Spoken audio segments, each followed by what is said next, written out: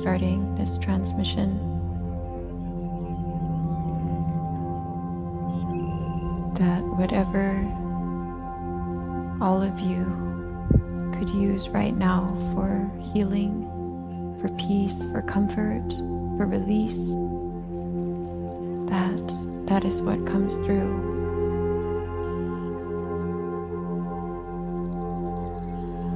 I invite you to close your eyes and go on this journey with me into the sounds, the tones, and the vibration of the divine.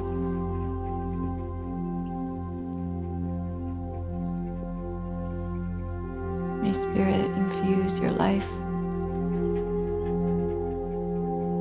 May humanity be touched by divine grace.